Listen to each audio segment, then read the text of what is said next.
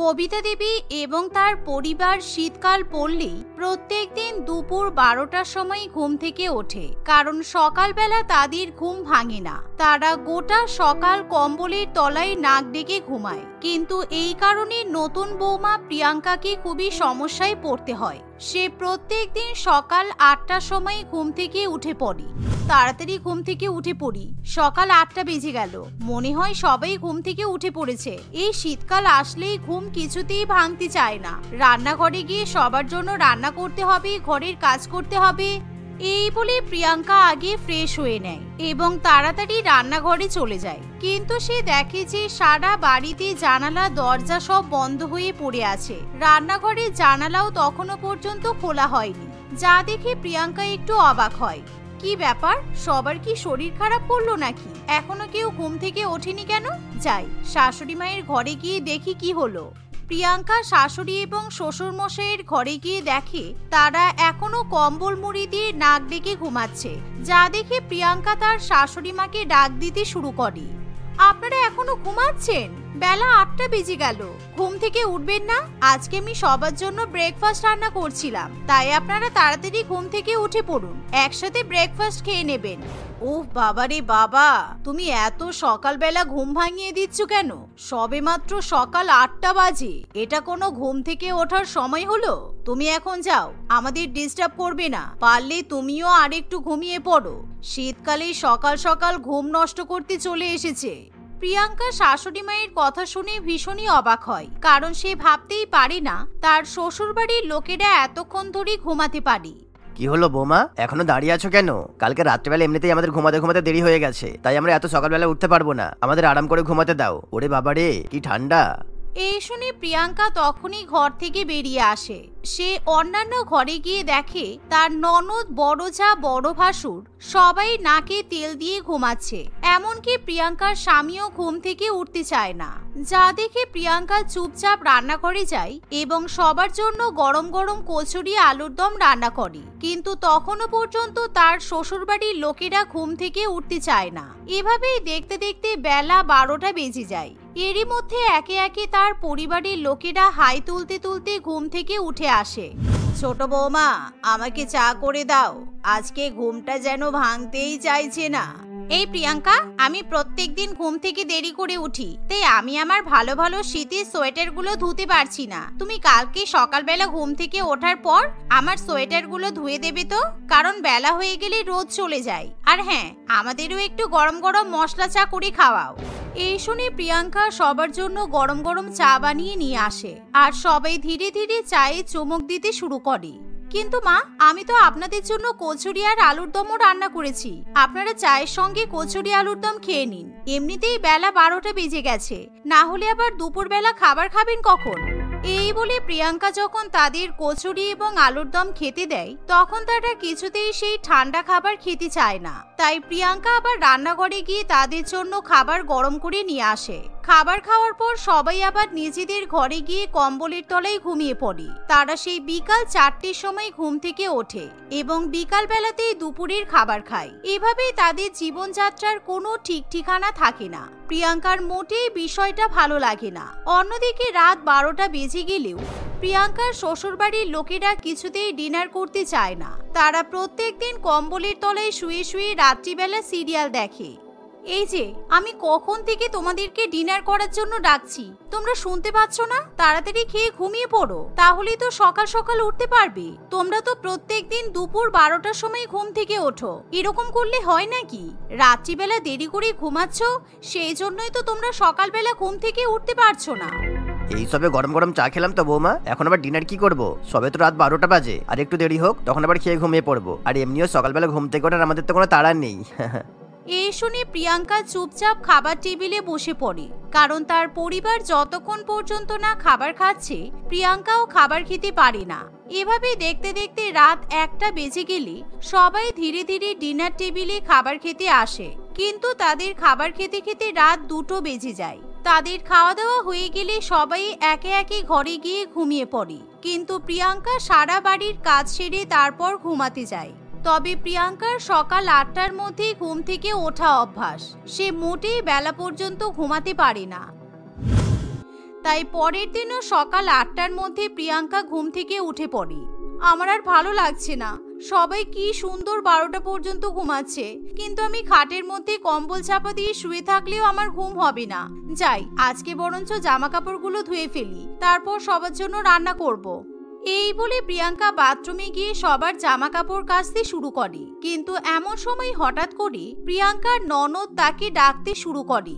কি ব্যাপার বৌদি, বেলা 9টা বাজে, তুমি এখনো ব্রেকফাস্ট রান্না করোনি কেন? আমি খেয়ে দিয়ে কলেজে যাব তো, আমার আজকে একটা এক্সাম আছে, তাড়াতাড়ি ব্রেকফাস্ট বানিয়ে দাও, তোমার জন্য দেখছি আমার তো দেরি হয়ে যাবে। সে কি, আজকে কোন দিক থেকে সূর্য উঠলো? তোমরা তো প্রত্যেকদিন সবাই বেলা 12টার সময় ঘুম থেকে ওঠো, তাই আজকে আমি আর তাড়াতাড়ি করে ব্রেকফাস্ট বানাইনি। আমি কি করে বুঝবো যে তুমি আজকে সকাল 9টার মধ্যে ঘুম থেকে উঠে পড়বে? তোমার যেটা কাজ তুমি সব সময় সময় মতো করে রাখবে, তুমি মুখে মুখে একদম তর্ক করবে না বৌদি, আমি কিন্তু মায়ের কাছে তোমার নামে নালিশ করব বলে দিলাম।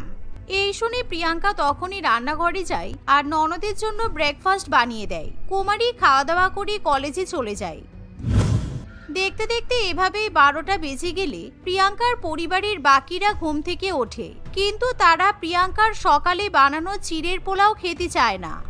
আজকে আমাদের ব্রেকফাস্টে চিড়ের পোলাও খেতে ইচ্ছা করছে না, এমনিতেই বেলা 12টা বেজে গেছে, তাই তুমি আমাদেরকে গরম গরম গ্রিন টি তার সাথে বাটার টোস্ট করে দাও, আমরা আজকে বারান্দায় রোদে বসে ব্রেকফাস্ট করব।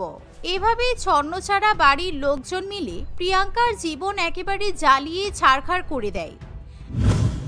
দেখতে দেখতে কিছুদিন কাটে, কিন্তু তবুও প্রিয়াঙ্কার শ্বশুরবাড়ির লোকেরা বেলা 12টার আগে কিছুতেই ঘুম থেকে উঠতে পারে না, যার ফলে সারা বাড়ির কাজের দায়িত্ব প্রিয়াঙ্কার ঘাড়ের উপর থাকে। অন্যদিকে বড় বৌমাও কোনো দায়িত্ব নিতে চায় না। কিন্তু একদিন যখন সাথী বেলা 12টার সময় ঘুম থেকে ওঠে। কি ব্যাপার প্রিয়াঙ্কা, তুমি সোফার উপর বসে আছো কেন? তোমাকে যে বলা হলো তুমি আজকে আমাদের জন্য গরম গরম বিরিয়ানি রান্না করবে, কি হলো, রান্নাঘরে গেলে না কেন? না না, আজকে তো খুব ঠান্ডা পড়েছে, আমার রান্নাঘরে গিয়ে রান্না করতে ইচ্ছে করছে না। তাছাড়া আমি তো প্রত্যেকদিন রান্না বান্না করি, তুমি তো বেলা 12টা পর্যন্ত ঘুমিয়ে থাকো, তাই আজকে তুমি রান্না করবে। আমি রান্না করব? কোনো মতেই সম্ভব না, কারণ এমনিতেই আমাকে আজকে আমার বন্ধুদের সাথে দেখা করতে যেতে হবে, আমার অনেক লেট হয়ে যাচ্ছে, আমি এখন বেরোবো। আমাকে তুমি রান্না বান্না করার কথা একদম বলবে না, কারণ আমি রান্না বান্না করতেই পারি না। এই বলে সাথী তার বান্ধবীদের সাথে দেখা করতে চলে যায়। অন্যদিকে কুমারী এবং তার মা বাড়িতে আজকে পার্লার থেকে লোক ডাকে, কারণ আজকে তারা মা মেয়ে দুজনে ফেসিয়াল করাবে, তাই তারাও রান্না বান্না করতে চায় না। বাধ্য হয়ে প্রিয়াঙ্কাকে আবার সমস্ত কাজকর্ম করতে হয়। এভাবেই দেখতে দেখতে আরো কিছুদিন কেটে যায়। একদিন এদের জীবনধারা আমি আর কিছুতেই মেনে নিতে পারছি না, যে করে হোক সবকিছু পরিবর্তন করতেই হবে, তা না হলে আমি সারা জীবন এরকম গাধার মতো খেটে মরবো, আর এরা সবাই বেলা 12টা পর্যন্ত আরাম করে ঘুমাতেই থাকবে। পরের দিন সকালবেলা প্রিয়াঙ্কা 7টার সময় ঘুম থেকে উঠে পড়ে। সে বারান্দায় গিয়ে জোরে জোরে মিউজিক সিস্টেম চালিয়ে দেয়, কারণ সে এখন গান বাজিয়ে এক্সারসাইজ করবে। বিয়ের আগে প্রিয়াঙ্কা যোগা ক্লাস করাতো, কিন্তু বিয়ের পর তার নিজেরই এক্সারসাইজ করা বন্ধ হয়ে যায়, তাই সে আজকে আবার জোরে জোরে গান চালিয়ে এক্সারসাইজ করতে শুরু করে। 1 2 3 4 1 2 3 4 5 6 7 8 1 2 3 4 5 6 7 8। এভাবে প্রিয়াঙ্কা কাউন্টিং করতে করতে জোরে জোরে গান চালিয়ে নাচতে থাকে এবং এক্সারসাইজ করতে থাকে। এরই মধ্যে তার শ্বশুরবাড়ির লোকেরা গানের আওয়াজ পেয়ে ধরপড় করে খাটের উপর বসে পড়ে। প্রিয়াঙ্কা, তুমি কি করছো বলো তো? সবে মাত্র সকাল 7টা বাজে, তুমি এত জোরে জোরে গান চালিয়ে নাচছো? আমরা রাত্রিবেলা অনেক দেরি করে ঘুমিয়েছি, শীতকালে সকালবেলা তুমি আমাদের ঘুম নষ্ট করো না প্লিজ। তোমরা কানে তুলো দিয়ে ঘুমাও, কারণ আমি এবার প্রত্যেকদিন সকালবেলায় এক্সারসাইজ করব, তা না হলে তোমাদের পাল্লায় পড়ে আমার জীবনটা একেবারে নষ্ট হয়ে যাচ্ছে। এভাবে প্রিয়াঙ্কা প্রত্যেকদিন সকালবেলা ঘুম থেকে উঠে জোরে জোরে গান চালিয়ে নাচানাচি করতে থাকে, কিন্তু তার শ্বশুরবাড়ির লোকেরা কানে তুলো দিয়ে বেলা 12টা পর্যন্ত চাইলেও ঘুমাতে পারে না, কারণ তুলো ভেদ করে তাদের কানে গানের আওয়াজ পৌঁছে যায়। সুতরাং তারাও প্রিয়াঙ্কার পাল্লায় পড়ে না চাইতেও সকালবেলা ঘুম থেকে উঠতে বাধ্য হয়। বেলা 12টা পর্যন্ত ঘুমানো তাদের একেবারে জলে চলে যায়। একদিন রাত্রিবেলা ইচ্ছা করে প্রিয়াঙ্কার শাশুড়ি মা এবং বড় যা দুজনে মিলে সাউন্ড সিস্টেমের তার কেটে রেখে দেয়, কিন্তু প্রিয়াঙ্কাও কম নয়। আমি খুব ভালো মতোই বুঝতে পারছি আমার শাশুড়ি মা ইচ্ছা করে সাউন্ড বক্সের তার কেটে রেখে দিয়েছে, কিন্তু তাতে কি আমি হার মেনে যাব? টিভি আছে কি করতে? আমাদের বাড়িতে টিভিতে এই গানের বক্সের থেকে বেশি জোরে আওয়াজ হয়। আজকে আমি টিভি চালিয়ে এক্সারসাইজ করব। এই বলে প্রিয়াঙ্কা এবার টিভি চালিয়ে নাচানাচি করতে শুরু করে, যার ফলে তার শ্বশুরবাড়ির লোকেরা আর কোনো মতে বেলা 12টা পর্যন্ত ঘুমাতে পারে না, কারণ ভোর হলেই তাদের এখন গানের আতঙ্কে ঘুম ভেঙে যায়। এখন তাদের কিছু করারও নেই, যেহেতু তারা এখন সকাল সকাল ঘুম থেকে উঠে পড়ে, তাই রাত্রিবেলাও তারা তাড়াতাড়ি ঘুমাতে চলে যায়। কিছুদিন পর, বোমা, সত্যি তুমি আমাদের জীবনধারা একেবারে পাল্টে দিলে। বেলা 12টা পর্যন্ত ঘুমানো একেবারেই ঠিক নয়, কারণ এমনিতেই শীতের বেলা ছোট। আমরা এখন অনেক ভালো আছি, এবার থেকে আমরাও তোমাকে বাড়ির কাজে সাহায্য করতে পারবো। এই শুনে প্রিয়াঙ্কা খুবই খুশি হয়। এভাবেই প্রিয়াঙ্কা তার শ্বশুরবাড়ির লোকেদের সাথে মিলেমিশে হাসি খুশি সংসার করতে থাকে। চন্দনবাবু তার স্ত্রী নিকিতা দেবী এবং এক মেয়ে সুলেখার সাথে বসবাস করত। সুলেখা অত্যন্ত ধনী পরিবারের মেয়ে ছিল। সে যখনই তার বাবার কাছে কিছু আবদার করত, তার বাবা তাকে সেই জিনিসটা দিয়ে দিত। সে যেমন লম্বা ছিল, ঠিক তেমনই তার ফিগারও ছিল পুরো হিরোইনদের মতোই। সুলেখা কলকাতার এক নামী বড় কলেজে পড়াশোনা করত। সে এতটাই আকর্ষণীয় ছিল, কলেজের প্রত্যেকটা ছেলে তার সঙ্গে বন্ধুত্ব করতে চাইতো, কিন্তু সে কোনো ছেলেকে পাত্তা দিত না। তার শুধুমাত্র 3 জন প্রিয় বান্ধবী ছিল, দোয়েল, রানী ও মিমি। সুলেখা সবসময় তার 3 প্রিয় বান্ধবীর সঙ্গে সময় কাটাতো। এই চল রে, আমরা সবাই মিলে একটা কিট্টি পার্টি করি। সেকেন্ড সেমিস্টারের পরীক্ষা সেই কবে শেষ হয়ে গেছে, সবাই ভ্যাকেশনে চলে গেছে। গোয়া, মানালি, সিমলা, আর আমরা বসে বসে মশা মারছি। ধ্যাৎ, ভালো লাগে না। তুই একদম ঠিক বলেছিস মিমি, আমারও এক ফোঁটাও আর ভালো লাগছে না কলেজে এমন ভাবে বসে থাকতে। ইনফ্যাক্ট সবাই ভাবছে we are not trending anymore. তাহলে দেরি কিসের? চল এনজয় করি। কোথায় পার্টি করতে যাবি বল? নাচ হবে, ড্রিঙ্ক করব, চুটিয়ে মস্তি করব, হেব্বি মজা হবে। চল যাই। দোয়েল, মিমি ও রানী সুলেখার কথা শুনে খুবই খুশি হয়। সুলেখার 3 প্রিয় বন্ধু সুলেখার মতো বড় লোক নয়। তারা 3 জনে সবসময় প্ল্যান করত যে তারা সুলেখার টাকায় খাবে, ঘুরবে, মজা করবে। সুলেখা দোয়েল, রানী ও মিমিকে এতটাই ভালোবাসে যে সে টাকা চিন্তা না করে তাদেরকে সবসময় নিজের টাকা দিয়ে এনজয় করার সুযোগ করে দিত। যতই বলি ঘুরবো, ফান করব, কিন্তু আমাদের 3 জনের একটা সমস্যা যে আমাদের পকেট ফাঁকা, গড়ের মাঠ। ইস সুলেখা, আমাদের যদি তোর মতো একটা টাকাওয়ালা বাবা থাকতো, তাহলে আমাদের আর চিন্তা করতেই হতো না। হ্যাঁ, ঠিক বলেছিস মিমি। সুলেখা তাদের কথা শুনে খুব রেগে যায়। সবসময় এমন করে বলবি না তো, আমি তোদের টাকা দিয়ে দেব, তোরা পার্টি করতে যাবি, ওকে? সুলেখার বন্ধুরা খুবই খুশি হয়। একদিন রাতে সুলেখা খুব সুন্দর সেজে গুজে পার্টি করতে যাবে বলে রেডি হয়। তখন তার বাবা অফিস থেকে বাড়ি ফিরে আসে। সে তার মেয়েকে অত রাতে অমন সেজে গুজে বাড়ি থেকে বেরোতে দেখে বলে, কিরে মা, এত রাতে এমন সেজে গুজে কোথায় চললি? রাত তো অনেক হয়েছে, এখন বাইরে যেতে হবে না। আমি তোর জন্য গরম গরম মাটন বিরিয়ানি আর চিকেন চাপ এনেছি, খেয়ে ঘুমিয়ে পড়। ইস বাপি, দিলে তো যাওয়ার সময় পেছন থেকে টুকে। আমি দোয়েল, রানী আর মিমির সঙ্গে গ্যাস্ট্রো পাবে পার্টি করতে যাচ্ছি, ওরা এক্ষুনি চলে আসবে। তুমি প্লিজ আমাকে আটকিও না। আর এসব অয়েলি ফুড আমি খাই না, ওকে? তুমি তো জানো ভালো করে। ঠিক সেই সময় দোয়েল, রানী ও মিমি সুলেখার বাড়িতে চলে আসে। তারা সুলেখাকে অনেক ডাকাডাকি করে। সুলেখা তার বাবার কোনো কথাই কোনো কান না দিয়ে দোয়েল, রানী ও মিমির সঙ্গে পার্টি করতে চলে যায়। চন্দনবাবু চাইলেও তার মেয়েকে আটকাতে পারে না। 4 বন্ধু গ্যাস্ট্রো পাবে গিয়ে খুবই নাচানাচি করে, মজা করে, অনেক দামি দামি সুস্বাদু খাবার খায় এবং প্রচুর পরিমাণে ড্রিঙ্ক করে। তারা 4 জনে মিলে 50,000 টাকার বিল করে। সুলেখা সমস্ত বিল পে করে। দোয়েল, মিমি ও রানী নিজের হুঁশে থাকলেও তারা সুলেখাকে এত পরিমাণে মদ খাইয়েছিল যে সুলেখা নিজের হুঁশে ছিল না। কিরে, সুলেখা তো পুরো আউট হয়ে গেছে। এই মাতালটাকে তো এবার বাড়ি পৌঁছাতে হবে, না হলে আঙ্কেল আমাদেরকে খুব বকাবকি করবেন আর সুলেখাকেও আমাদের সাথে মিশতে দেবে না। না না, সুলেখাকে হাতছাড়া করা যাবে না।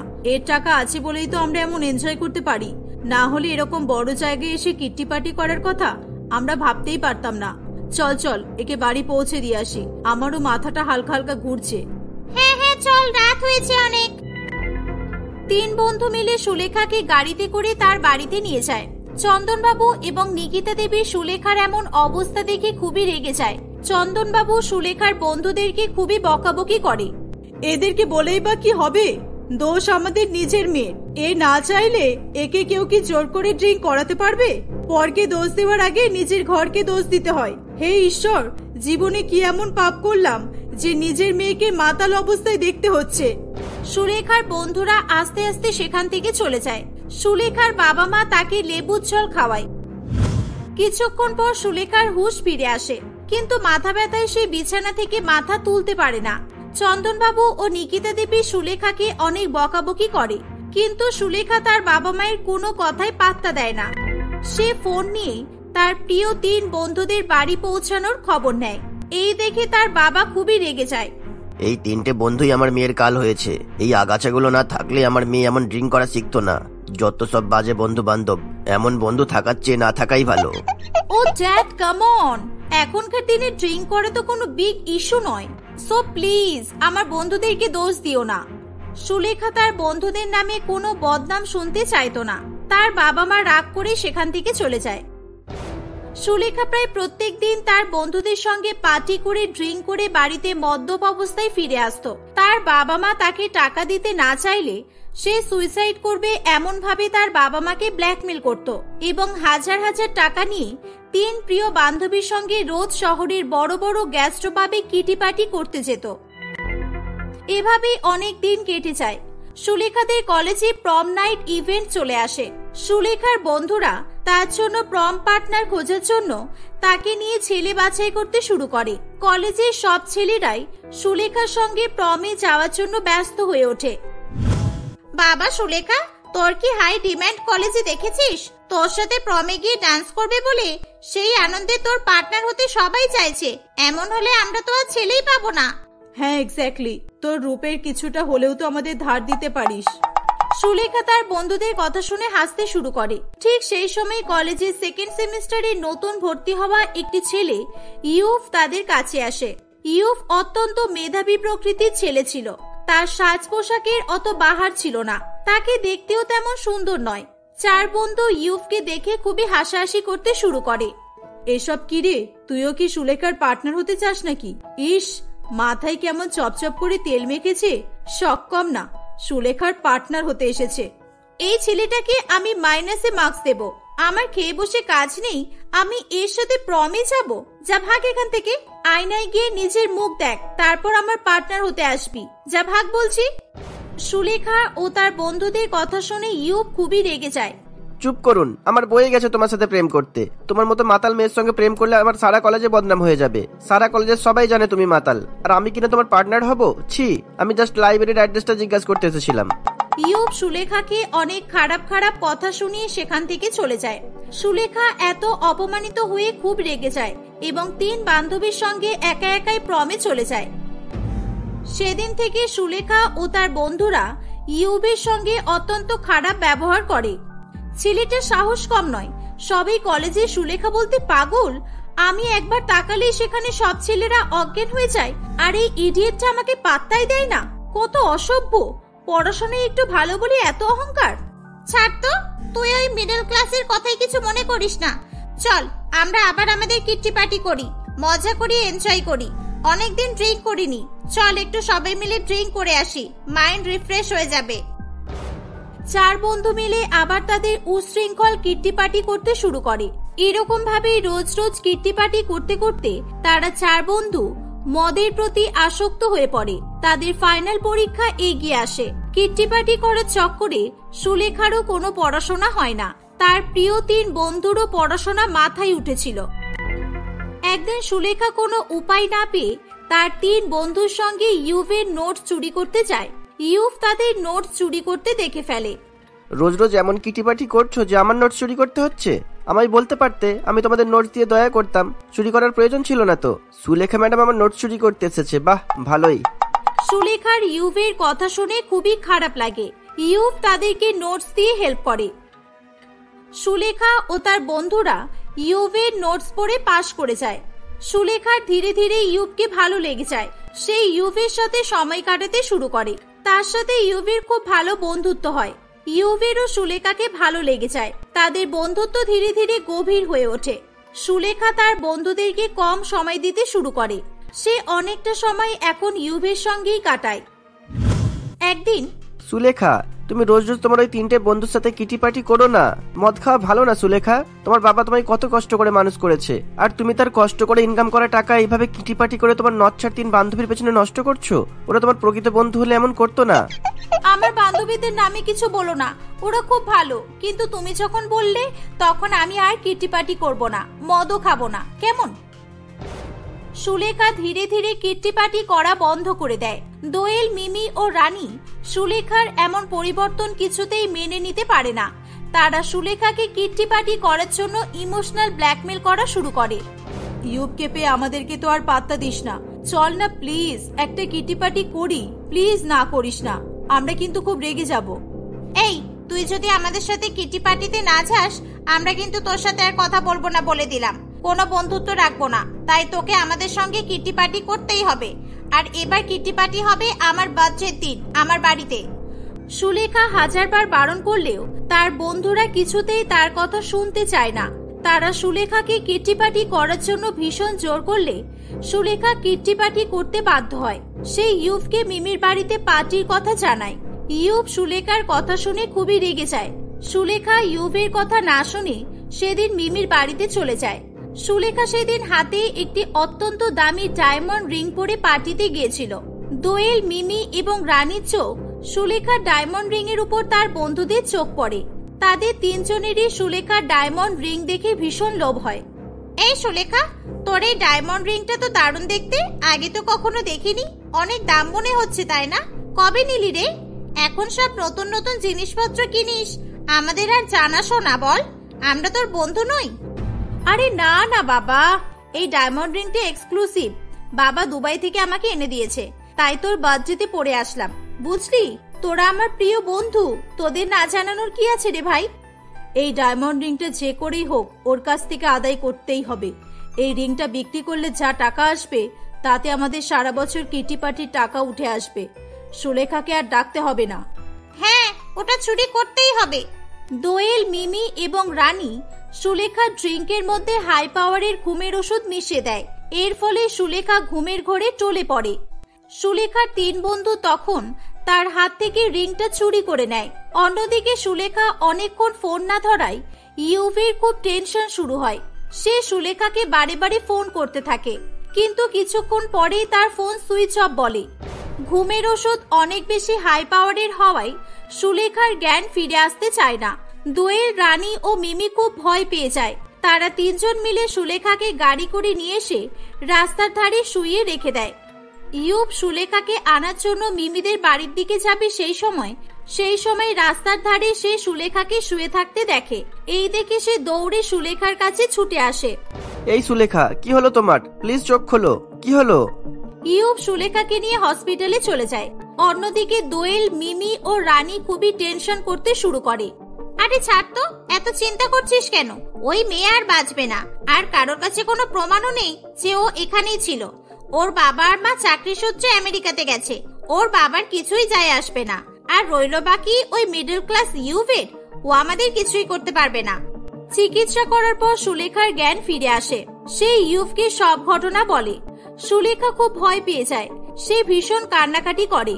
নিজের হাতে ডায়মন্ড রিংটাও সুলেখা খুঁজে পায় না। ইউব সব ঘটনা বুঝতে পারে। ইউব ও সুলেখা সঙ্গে করে পুলিশ নিয়ে মিমিদের বাড়িতে আসে। তারা সুলেখাকে দেখে ভীষণ ভয় পেয়ে যায়। তোদেরকে বন্ধু বলতে আমার ঘৃণা হচ্ছে। আমি কিনা তোদের মতো কালনাগিনীদের কিট্টি পার্টি করিয়ে হাজার হাজার টাকা ওয়েস্ট করেছি। ছি, একটা ডায়মন্ড রিং এর জন্য তোরা আমাকে প্রাণে মেরে ফেলতে চাইছিলিস। দোয়েল, মিমি এবং রানী সুলেখার কাছে ক্ষমা চায়, কিন্তু সুলেখা তাদের 3 জনকে ক্ষমা করে না। পুলিশ তাদেরকে ধরে নিয়ে চলে যায়। সুলেখা আজ জীবনে কোনোদিনও কোনো কিটি পার্টি করে না। চন্দনবাবু ও নিকিতা দেবী ইউভের সাথে সুলেখার বিয়ে দিয়ে দেয়। তারা সুখে শান্তিতে বসবাস করতে থাকে।